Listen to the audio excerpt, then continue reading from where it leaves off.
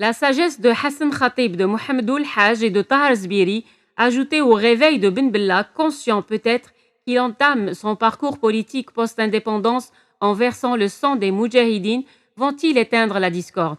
L'histoire dira quelles ont été les péripéties de ces négociations entre les frères ennemis. Mes compagnons et moi ne portons aucun jugement sur la démarche de ceci ou de cela. Nous souhaitons une seule chose, que tout rentre dans l'ordre et que ces combats fratricides cessent. Les chefs, nos chefs, comme les chefs de ceux d'en face, parlent tous de révolution. Ils utilisent les mêmes vocables, ils veulent tous le bonheur du peuple. Ils ont le même projet de société, unité du peuple, résurrection nationale et transformation radicale de la société. Tant qu'à faire, nous sommes bien là où nous nous trouvons. Notre peuple, plus sage que ceux qui aspirent à le diriger, dit à haute voix ce que nous, militaires, pensons tout bas. Seb'asnin barakat.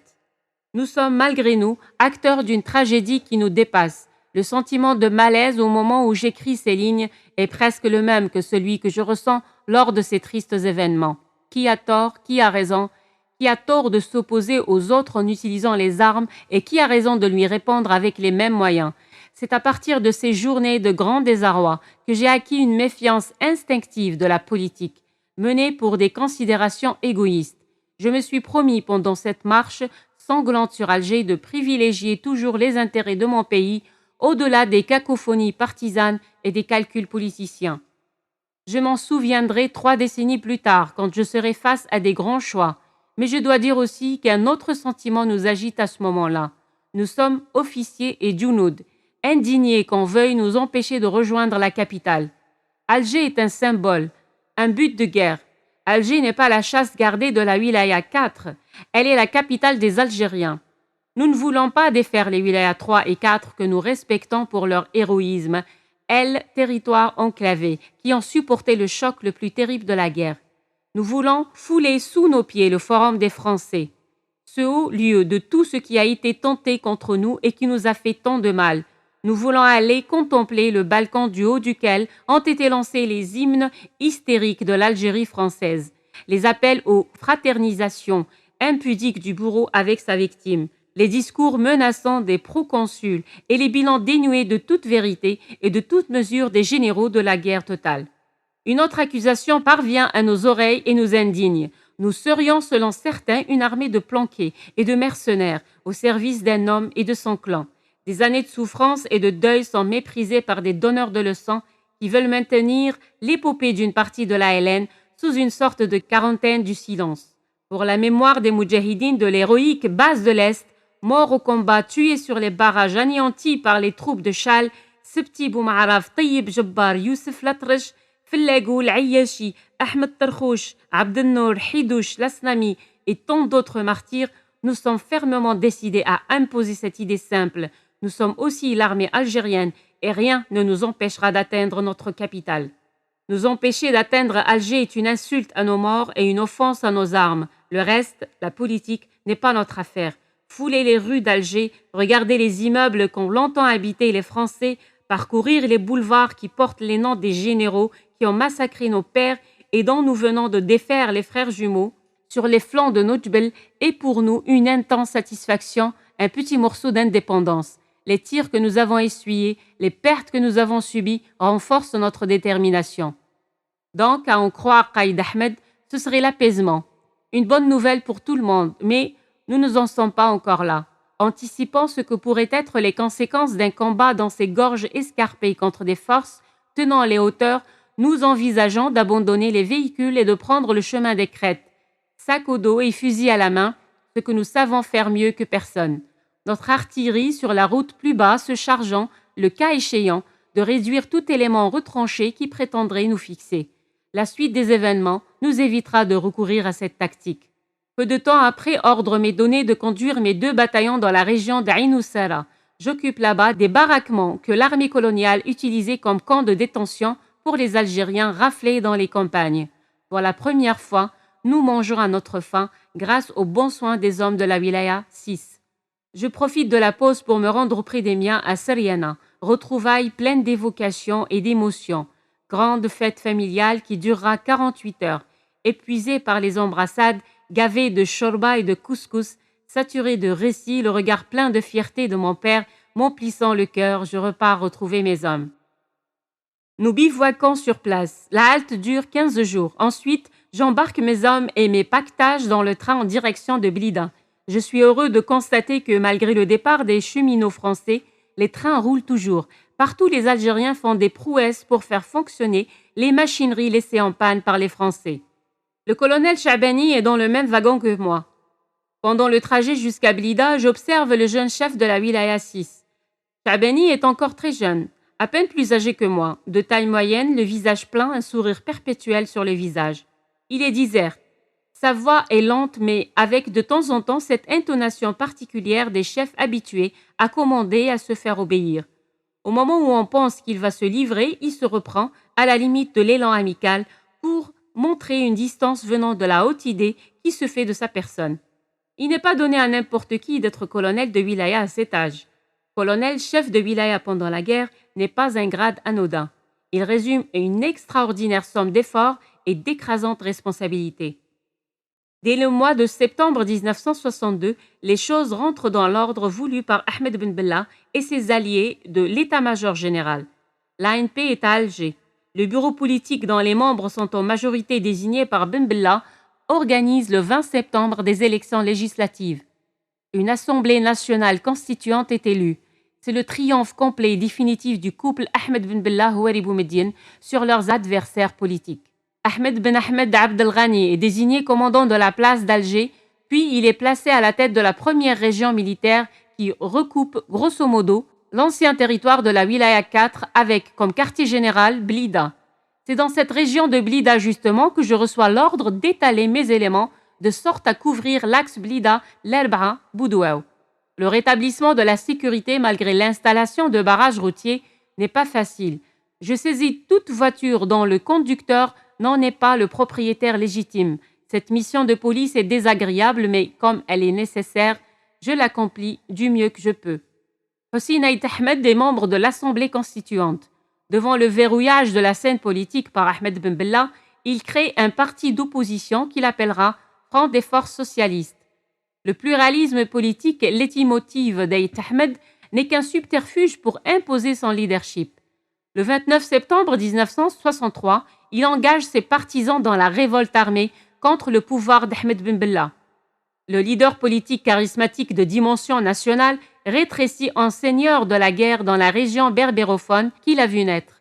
Les combats de l'été 1962 n'ont pas le caractère de guerre civile puisqu'ils n'impliquent pas la population.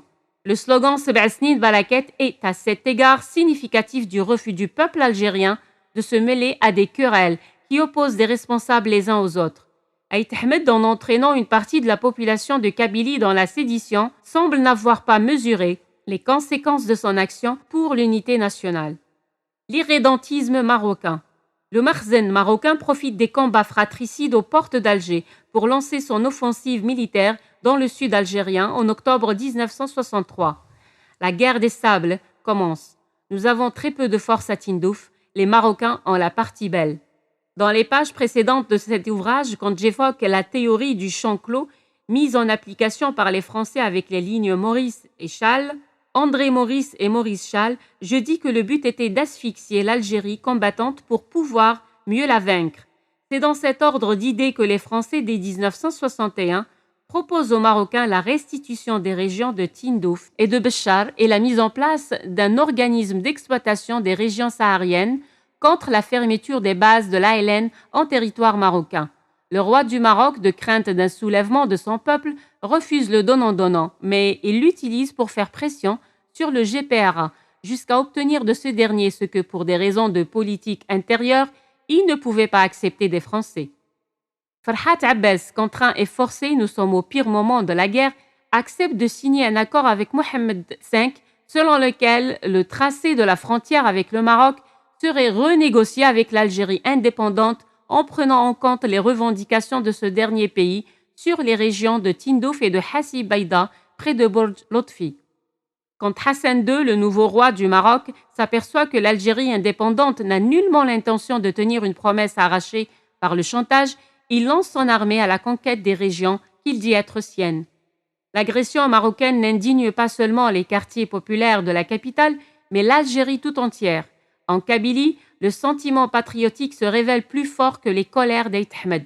Le colonel Mouhoul Hadj et ses moudjahidines quittent le FFS et se mobilisent pour défendre la patrie envahie.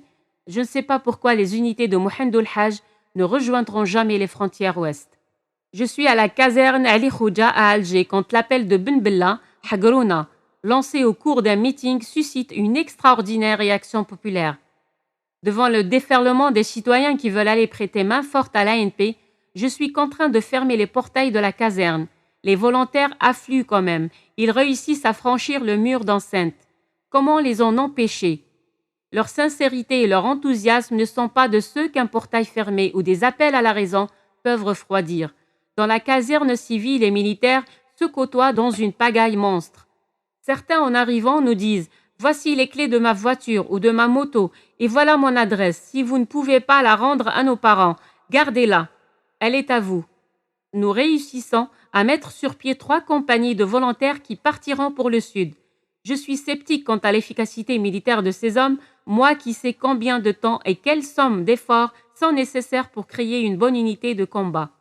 Partis d'Alger avec ce qu'ils ont sur le dos, n'étant pas habitués aux conditions climatiques du Grand Sud, je trouverai quelques temps plus tard ces volontaires de la caserne Ali Khouja dans un triste état. Dès le début de la guerre des sables, je suis affecté à Béchar pour seconder Abdelrahman Ben Salem. Ce dernier, député à l'Assemblée constituante, est rappelé et nommé chef du secteur militaire nord de la 3e région militaire. Je suis désigné en même temps que El Routi, un ancien officier de la Wilaya 5 durant la guerre de libération. Nous contre-attaquons à Hassibaïda, mais les affrontements les plus violents ont lieu à Merkala, près de Tindouf. L'armée marocaine, très mécanisée, encercle nos fantassins à partir de Za'aq et investit Merkala. Les 250 moudjahidines du 45e bataillon que commande le lieutenant Boubker, sous-équipés, font malgré tout bonne contenance sur les hauteurs, comme ils sont coutumes de le faire pendant la guerre de libération. Boubker tombe en brave, il est enterré sur place. À un moudjahid surpris tirant avec une mitraillette sur un char, un soldat marocain demande « Où as-tu appris qu'on pouvait arrêter un char avec une mitraillette ?» Le moudjahid répond « Je n'ai que ça. Avec un lance-roquette, tu n'emmènerais pas large devant moi. » Nous perdons la bataille de Merkala, mais pas la guerre. La contre-attaque menée par notre 25e bataillon face à la ville marocaine de Figuig sera particulièrement douloureuse pour l'armée marocaine qui laisse des prisonniers entre nos mains. C'est sous le feu des mitrailleuses que les envoyés spéciaux de l'OUA et des représentants de pays amis interviennent pour obtenir un cessez-le-feu. Les combats s'arrêtent grâce aux bons offices de ces hommes de bonne volonté.